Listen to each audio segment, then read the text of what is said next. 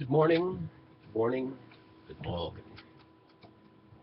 This is my story, episode 2, which, let's say, I would call this story in the beginning, although my story, episode 2, is the really beginning of my story, which really should be called Your Story, with an emphasis on OUR, our story.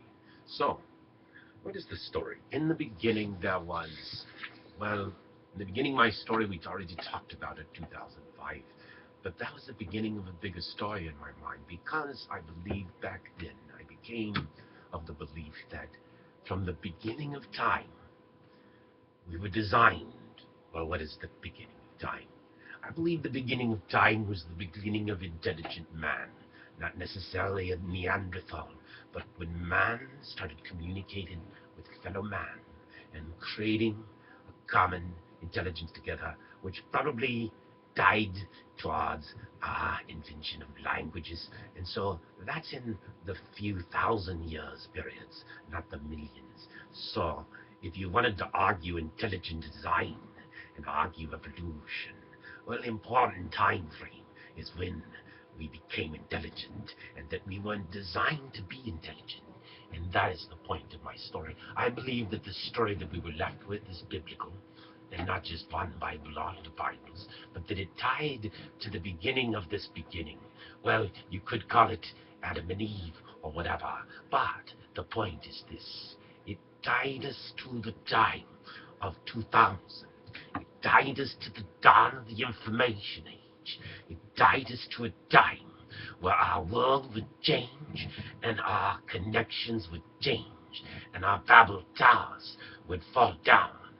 And it tied us to a time with the power to both destroy ourselves and the power to save ourselves. And it tied us to a time of arrival, and it gave us the technologies to reinvent our entire planet. And then, well, we've always had all the lessons and all the knowledge of how to be a great human on our planet. And, well, this is both the future, but the future isn't one that ignores the past, but embraces the past and leverages the past and leverages all of the assets that we have on Earth. Because if we organize our assets better, we can create a prosperous planet for all humanity. And that really gets to the point.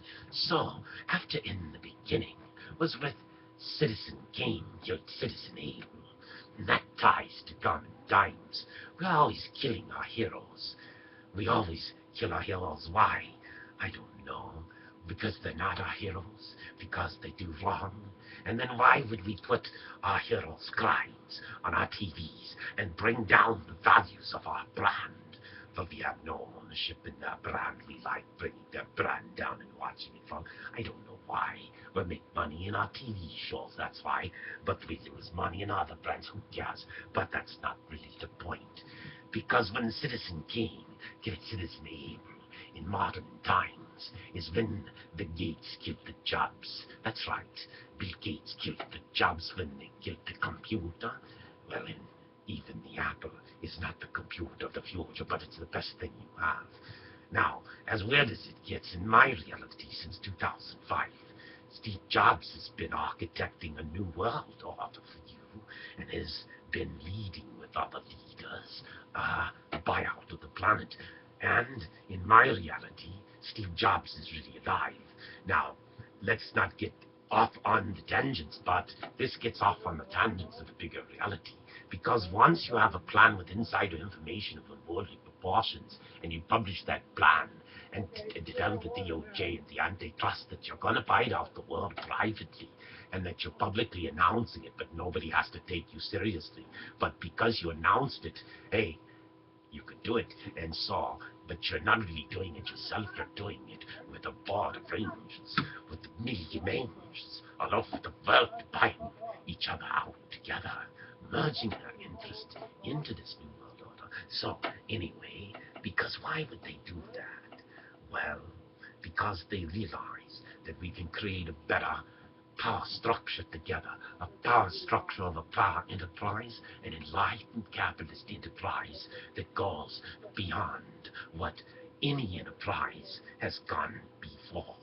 It becomes a global enterprise of all of the people of the planet, and we disintermediate corruption and politics of nations and create justice and peace on earth. Because to pay for all of this, we must create justice and peace on earth. But if we create this new enterprise and tie it to a new monetary system of virtual rainbow stars, of monetary money that ties to intelligent minds, because from infinite minds comes infinite value, and from infinite value comes infinite money. But the point is more like this, is we have problems. You have problems that are coming to the fore. You didn't know in 2005 they were coming. I saw them coming. You have a long-term structural job problem in all of your developed nations. Well, and all of your nations too. Because, well, we're getting more and more efficient, and eventually we're going to get robots, and then what do we do? When, well, nobody has jobs, and, well, nobody can afford the robots. That's another point. But anyway, and then we have these unstable monetary systems backed by nations of debt and wars of nations with trades, and you're only beginning to see what would happen if we had a real trade war, because that would lead to World War III. Not to even mention the possibility of World War III because of our religious differences and our differences between, well, you know, the terrorists and whatnot. But the point is this: in this new world order, there would be no terrorists. We would bring Al-Qaeda to their knees, and they would be retired to a desert island if necessary. But I think we would bring them to realize that to kill one innocent person is to kill all mankind. That's what it says in the Quran, but let's not get to the side of that point. This is supposed to be business. So why is, well, this is the notion. You see, buying the world is sort of like the antithesis of Atlas shocked. But Atlas didn't shock, and Atlas said, wait a minute. What if I get my Atlas friends together, and we enterprise together to buy the world out? Now, what will we have to pay for it? Well, it's so screwed up, we can buy it at a discount. But all those people are going to say it's against the law for us to buy them out, and they're going to try to vote us out of buying them out. But this is how we do it. We buy them off. We make them shareholders in our enterprise, which is their enterprise. And all we want is our fair share of a bigger enterprise, and to build our enterprise together, because you'll find that what Atlas really wants is to become a greater Atlas. And to become greater Atlases in the future, we must network our minds. It's no longer a hierarchy, and the hierarchy, it's a network architecture. It's no longer a pyramid of power, it's networks of pyramids of power. It's pyramids of networks of pyramids of power. It's spheres of pyramids of power. It's, well, it's complicated. It would almost need, and it does require, computing technology, potentially even beyond Hal Watson, artificial intelligence, that could guide us to making it happen. But I think we could put our minds together and make it happen. But why would it be possible to take the ideals of the right, of free enterprise and liberty and innovation, and tie them to the ideals of the left, of, well, taking care of those who need taking care of, and of making sure that there's an adequate safety net so that we don't have disturbances in our society. And then, okay, so how did those ideas come? Let alone the ideas of unfettered capitalism. And the ideas, well, unfettered capitalism has its problems when it's tied with, well, what's the capitalism, inside of capitalism, which there is a lot of cheating going on. And it's just a game of trading up and down. It's lost its investment allure, and it's lost much of its purpose for gathering and tying capital to new business formation long ago, and it's become more of like a casino. But this is not an indictment of Wall Street, because if we buy the world, there would be no more Wall Street. There would be no more trading as you know it. Now, how would you do it? Well, see, here's where it ties to communism.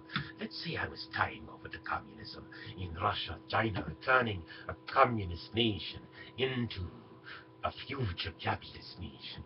What I would do is I would turn it over to a capitalist board. Okay, and then and of course there would be board, there would be trusted people that would be there to take care of people's interests, people we could trust. I would trust Bill Gates. He's already made his intention to give his excess wealth over to charity, and I would trust his friend Warren Buffett to be on that board. Would you not trust him? I would trust Steve Jobs to be on that board. So then what would you do? Well, then we get everybody's shares. You see, let's say China went capitalist. Instead of having the people work for the nations and be citizens of the nations, let the Chinese assets that were once owned by the nations or expropriated at one point in time, let them be redistributed in shares back to the people. But not shares they'd be in electronic accounts, and not shares that could be easily transferred and exchanged to somebody that decided to gather up all the shares and become a rich guy by taking advantage of people that decided to sell out the shares. No, you would have sort of like, maybe they could sell some of the shares for some money over time, but the shares would be restricted stock and would be designed to create a dividend stream so that each person would become an investor. Now, also in this scheme, as every citizen consumed, for every consumption of one of our enterprises connected, by the way, all of our transactions are tracked by enterprise through our electronic money. For everything you consume, a profit would be made.